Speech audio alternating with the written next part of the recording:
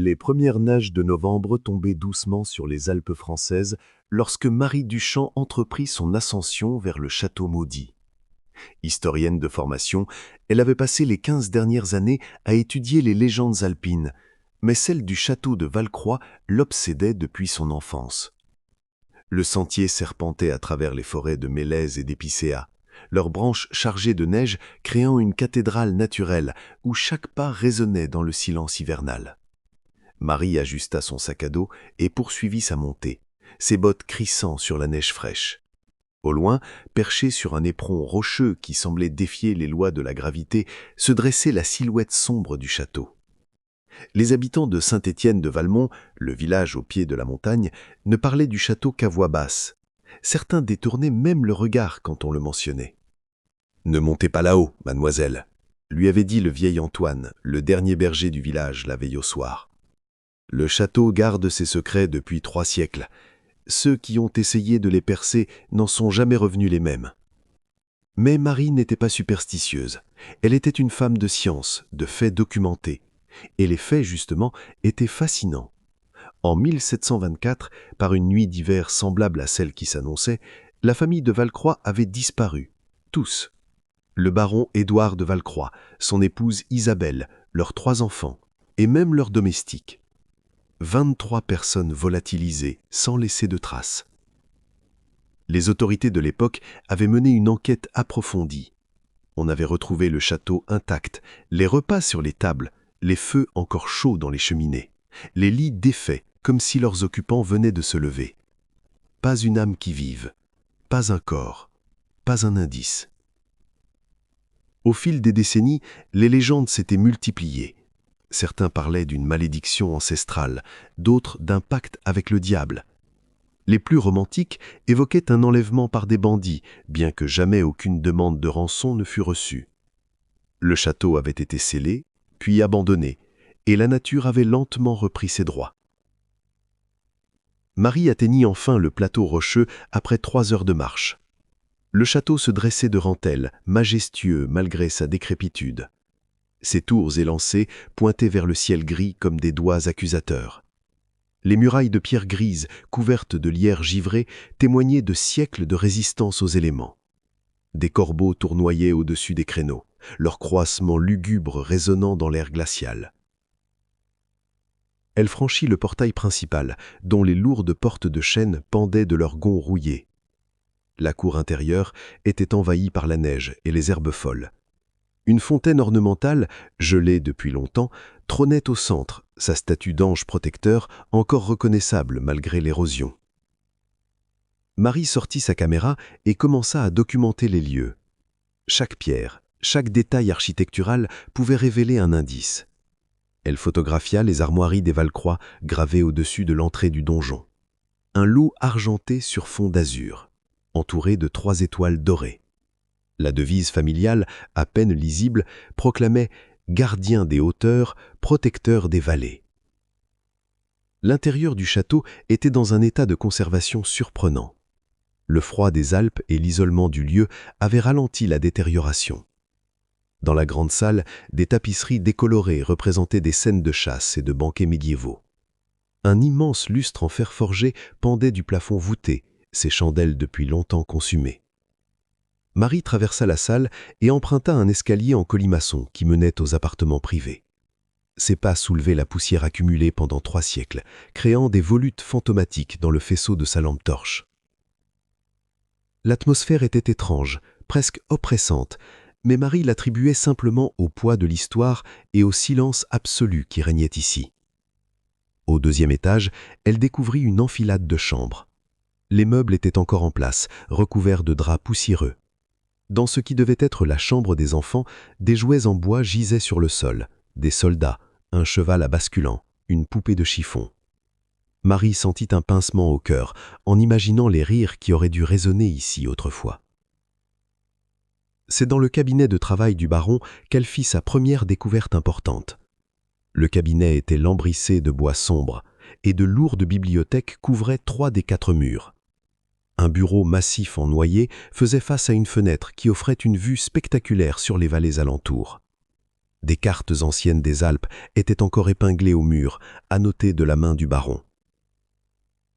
Marie examina le bureau. Des plumes d'oie séchées reposaient dans un encrier vide. Des papiers jaunis couvraient la surface, mais la plupart étaient devenus illisibles avec le temps.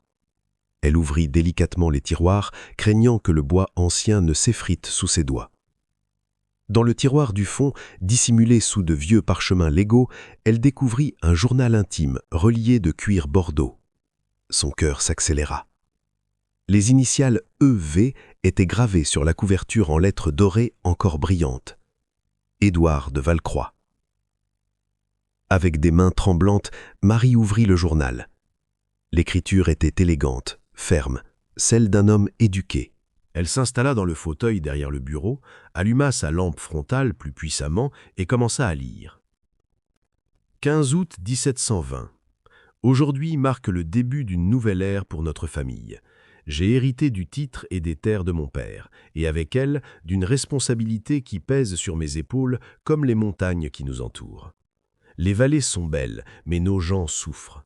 Les récoltes ont été maigres ces dernières années, et l'hiver prochain s'annonce rude. Marie tourna les pages, absorbée par les mots du baron. Les premières entrées décrivaient les difficultés de la région, des hivers de plus en plus rigoureux, des récoltes insuffisantes, des maladies qui décimaient le bétail. Édouard de Valcroix apparaissait comme un seigneur consciencieux, préoccupé par le bien-être de ses sujets. 3 novembre 1720. J'ai distribué la moitié de nos réserves de grains aux familles du village. Isabelle me soutient, bien que cela signifie que nous devrons rationner notre propre consommation. Elle dit que c'est notre devoir de noble. Je l'aime davantage chaque jour pour sa générosité d'esprit. Les années suivantes racontaient une histoire de dévouement et de sacrifice. Le baron avait utilisé sa fortune personnelle pour aider les villageois, organisant des distributions de nourriture, faisant venir des médecins de Lyon pour soigner les malades, finançant la reconstruction de granges détruites par les avalanches. Puis, en 1723, le ton du journal changea. 14 juin 1723. Aujourd'hui, alors que je supervisais des travaux de consolidation dans les souterrains du château, mes ouvriers ont fait une découverte extraordinaire. Derrière un mur qui s'était effondré, nous avons trouvé une cavité naturelle que personne ne semblait connaître. Et dans cette cavité, quelque chose qui défie l'imagination. Marie sentit son pouls s'accélérer. Elle tourna rapidement la page. Je dois être prudent dans ce que j'écris, car ce secret est trop important pour être révélé à la légère. Nous avons trouvé ce que mes ancêtres cherchaient depuis des générations, la raison pour laquelle ils ont construit ce château à cet endroit précis, sur ce piton rocheux apparemment inhospitalier. Les légendes que je prenais pour des contes étaient vraies. Les entrées suivantes étaient frustrantes par leur imprécision. Le baron évoquait le trésor sans jamais le décrire explicitement. Il mentionnait des précautions nécessaires et des décisions difficiles à prendre. Il parlait de longues discussions avec son épouse et avec quelques personnes de confiance. 2 septembre 1723. Isabelle et moi avons pris notre décision. Nous utiliserons ce que nous avons trouvé pour le bien de tous, mais nous devons être discrets. Si les autorités apprenaient l'existence du trésor, il sera saisi par la couronne. Tout ce que nous avons accompli sera perdu. Pire encore, les villageois qui ont reçu notre aide pourraient être accusés de complicité dans la dissimulation de ressources royales. Isabelle et moi devons prendre une décision déchirante. 15 novembre 1724. Nous avons décidé. C'est la seule solution pour protéger notre œuvre et les gens que nous aimons. Nous allons disparaître, tous, la famille entière et ceux qui connaissent notre secret. Nous avons passé des semaines à préparer notre partage. Des contacts à Genève nous accueilleront sous de nouveaux noms. L'argent que nous avons mis de côté nous permettra de recommencer une vie ailleurs. Marie lisait avec une intensité fébrile, ses yeux dévorant chaque mot. 20 novembre 1724. C'est notre dernière nuit au château. Demain, avant l'aube, nous partirons. Nous avons tout organisé méticuleusement. Nos chevaux nous attendent dans une bergerie abandonnée à 2 lieues d'ici. De là, nous gagnerons la Suisse par des chemins de montagne que seuls les contrebandiers connaissent. Nos domestiques, ceux qui nous sont loyaux et qui connaissent le secret, viennent avec nous. Ils méritent d'une nouvelle vie aussi. Le trésor lui-même restera caché. Nous avons scellé l'accès à la caverne et détruit toutes les cartes, tous les plans qui pourraient y mener. Seul ce journal conserve la vérité, et je le cache dans un endroit où seul quelqu'un qui me comprend vraiment pourrait le trouver. Nous laissons le château comme si nous venions de le quitter pour une promenade. Les autorités croiront à une disparition mystérieuse, peut-être à un enlèvement ou une tragédie. Ils chercheront des corps, des traces de violence. Ils ne les trouveront pas.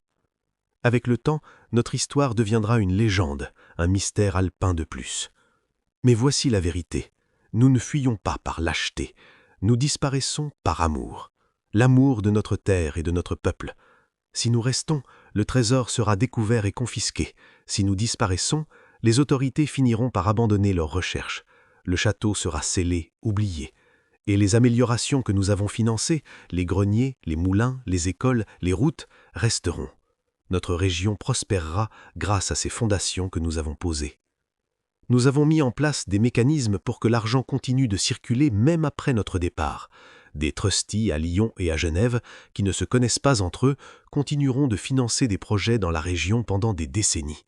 Ils croient agir pour le compte d'une société philanthropique anonyme. Ils ne sauront jamais qu'ils perpétuent l'œuvre des Valcroix. À celui ou celle qui lira ces lignes, peut-être dans 100 ans, peut-être dans 300, je veux que vous sachiez, nous n'avons pas été victimes d'une malédiction, nous n'avons pas conclu de pacte avec le diable, nous avons simplement fait ce que tout noble devrait faire, mettre notre fortune au service de ceux qui en ont besoin. Et quand il a fallu choisir entre notre confort et leur bien-être, nous avons choisi leur bien-être. Le vrai trésor n'est pas celui qui dort sous ses pierres. Le vrai trésor, ce sont les vies que nous avons améliorées, les enfants qui survivront grâce aux médecins que nous avons engagés, les familles qui ne connaîtront plus la faim grâce aux greniers que nous avons construits. C'est cela notre héritage. Demain, à l'aube, la famille de Valcroix disparaîtra de l'histoire. Mais notre œuvre demeurera, invisible et éternelle, comme ces montagnes qui nous ont toujours protégés. La dernière page était datée du 21 novembre 1724. Il n'y avait plus rien après. Marie resta immobile pendant un long moment, le journal serré entre ses mains. Des larmes coulaient sur ses joues sans qu'elle s'en rende compte. Elle venait de résoudre l'un des plus grands mystères des Alpes françaises, et la vérité était plus belle que toutes les légendes. Les Valcroix n'avaient pas été victimes d'une tragédie, ils avaient fait le sacrifice ultime, renoncé à leur identité, à leur nom, à leur héritage, pour protéger une œuvre de générosité qui devait être secrète. Ils avaient choisi l'exil volontaire plutôt que de voir leurs efforts réduits à néant. Marie se leva et s'approcha de la fenêtre. Le soleil déclinant teintait les montagnes d'orange et de rose. En contrebas, elle pouvait voir Saint-Étienne de Valmont, ce petit village qui, 3 siècles plus tard, était devenu une petite ville prospère. Elle pensait aux greniers communaux mentionnés dans le journal. L'un d'eux existait encore, transformé en musée local. Elle pensait aux moulins sur la rivière, toujours en activité. Elle pensait à l'école du village, dont les fondations remontaient au début du XVIIIe siècle. Tout cela était l'œuvre des Valcroix. Soudain, un détail dans le journal lui revint à mémoire. Le baron avait écrit « Nous avons scellé l'accès à la caverne et détruit toutes les cartes, tous les plans, qui pourraient y mener. » Mais il n'avait pas dit que le trésor était inaccessible, juste que l'accès était scellé. Marie se retourna vers le bureau. Elle examina les cartes anciennes encore accrochées au mur. La plupart représentaient les vallées alentours, les routes commerciales, les cols de montagne. Mais une d'entre elles, plus ancienne que les autres, montrait seulement le château et ses environs immédiats. Elle décrocha la carte avec précaution.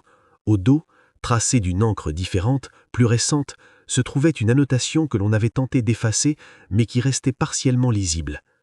Sous la chapelle, 3e talle à gauche de l'autel. Le cœur de Marie battait à tout rompre. Il existait une chapelle dans le château. Elle l'avait aperçue lors de son exploration initiale. Petite, sobre, elle se trouvait dans une aile séparée du bâtiment principal. Elle descendit rapidement les escaliers, le journal précieusement glissé dans son sac. La chapelle se trouvait au bout d'un corridor voûté. La porte de bois était entr'ouverte, grinçant légèrement sous la poussée de Marie. L'intérieur de la chapelle avait conservé une atmosphère de recueillement malgré l'abandon. Un autel de pierre blanche se dressait au fond, surmonté d'un crucifix en bois sculpté. Des vitraux brisés laissaient filtrer les derniers rayons du soleil couchant, projetant des motifs colorés sur le sol dallé. Marie s'approcha de l'autel. Elle compta les dalles depuis la gauche. 1, 2, 3. La troisième dalle était légèrement différente des autres. Sa pierre était d'une teinte plus claire, comme si elle avait été remplacée ou ajoutée plus récemment. Elle sortit un petit outil de son sac et commença à gratter le mortier autour de la dalle. Il s'effrita facilement, trop facilement. Quelqu'un avait prévu que cette dalle devrait être retirée un jour. Après 20 minutes d'effort, elle parvint à soulever la dalle. En dessous, des marches de pierre descendaient dans l'obscurité, un secret escalier. Marie alluma sa lampe frontale et entreprit la descente. Les marches étaient raides et humides, taillées directement dans la roche. Elle compta 52 marches avant d'atteindre le fond. Elle se trouvait dans une caverne naturelle, vaste et majestueuse. Des stalactites pendaient du plafond comme des chandeliers de cristal, le sol était parsemé de stalagmites qui ressemblaient à des sentinelles pétrifiées. Mais ce qui captait toute son attention se trouvait au centre de la caverne. Des coffres. 12 coffres en bois renforcés de fer, alignés avec soin. Certains étaient ouverts, vides, témoignage des années pendant lesquelles les Valcroix avaient puisé dans leurs réserves pour financer leurs projets philanthropiques, mais d'autres étaient encore fermés. Marie s'approcha du coffre le plus proche et souleva doucement le couvercle. À l'intérieur, enveloppées dans des tissus qui tombaient en poussière, se trouvaient des pièces d'or, des centaines de pièces d'or frappées aux armes de différents royaumes européens. Certaines remontaient au Moyen Âge. Un autre coffre contenait des objets en argent, des calices, des chandeliers, des plateaux finement ciselés. Un troisième renfermait des bijoux, des colliers de perles, des bracelets ornés de pierres précieuses, des broches serties de diamants. Mais le plus surprenant se trouvait dans le coffre le plus grand. Marie l'ouvrit avec précaution et découvrit des manuscrits anciens, protégés dans des étuis de cuir. Elle en sortit un délicatement et l'ouvrit.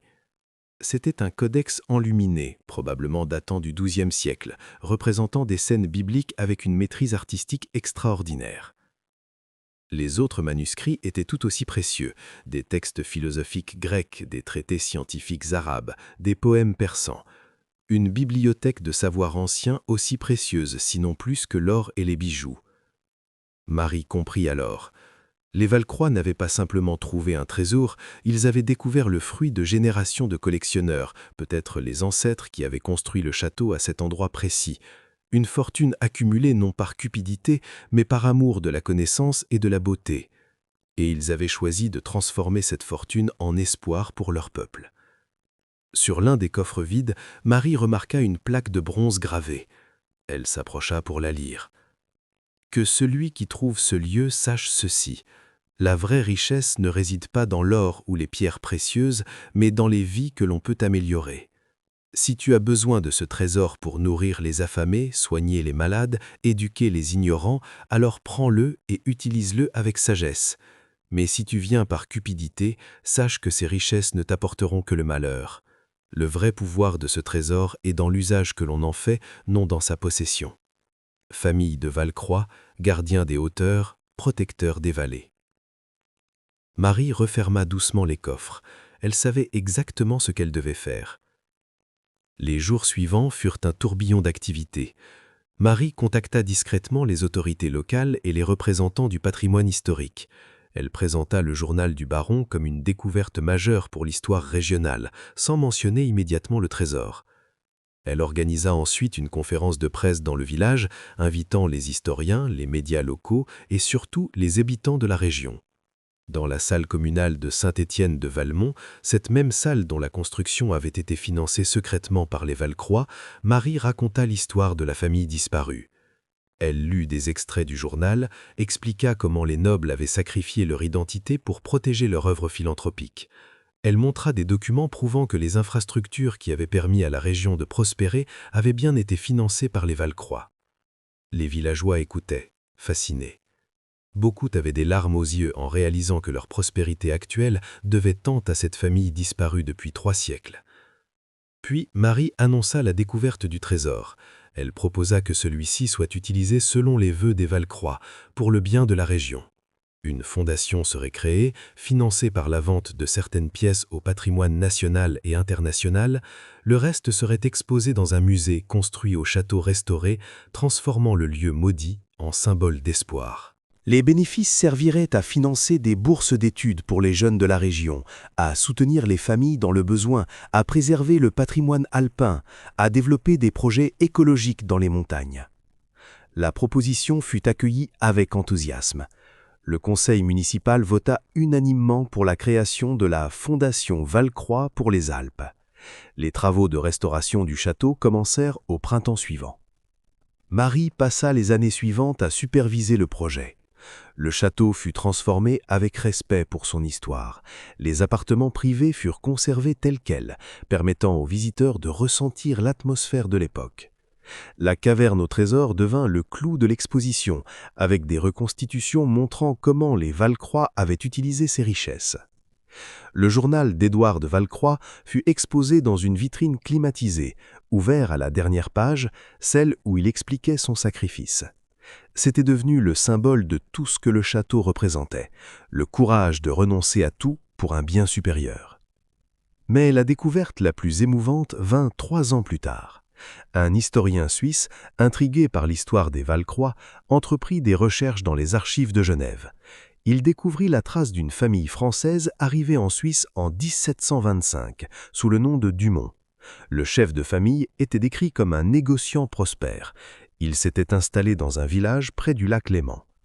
Les registres paroissiaux révélaient que cette famille Dumont avait eu d'autres enfants en Suisse.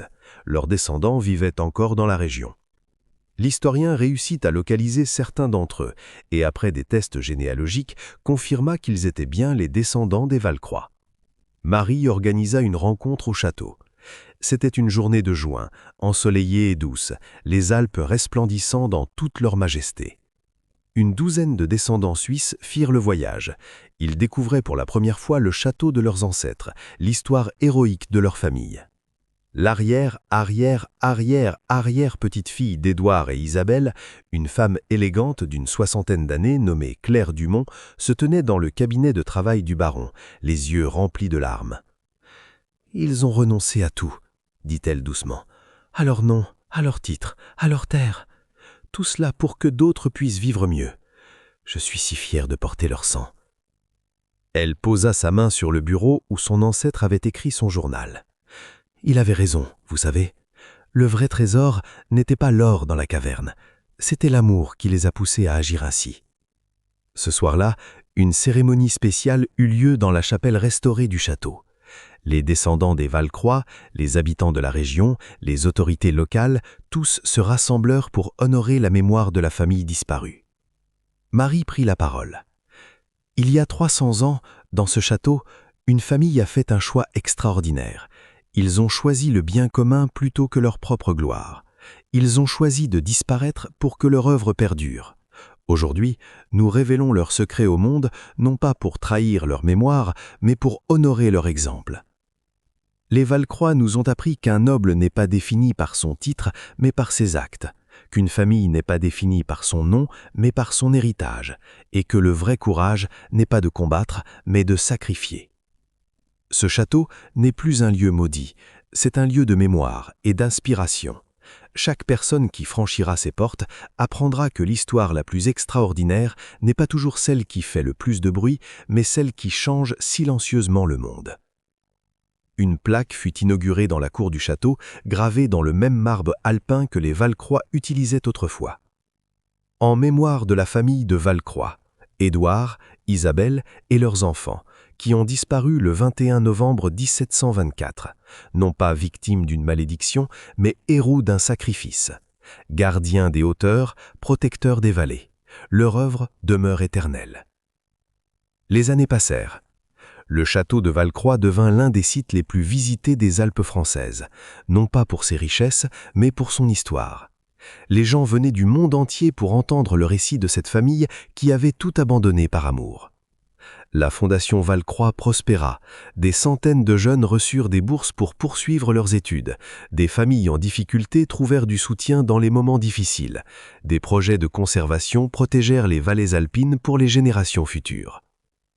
Marie, devenue conservatrice du château et directrice de la fondation, guidait souvent elle-même les visiteurs. Elle aimait particulièrement emmener les groupes scolaires dans le cabinet de travail du baron, où le journal était exposé. Voyez-vous, il est écrit dans les livres d'histoire que les nobles vivaient dans le luxe pendant que le peuple souffrait, et c'est souvent vrai. Mais l'histoire des Val-Croix nous rappelle que certaines personnes, même celles nées dans le privilège, peuvent faire des choix extraordinaires. Ils auraient pu garder leur trésor pour eux, ils auraient pu vivre dans l'opulence, mais ils ont vu la souffrance autour d'eux et décidé d'agir. Et quand leur œuvre a été menacée, ils ont tout sacrifié pour la protéger. C'est cela, le vrai courage.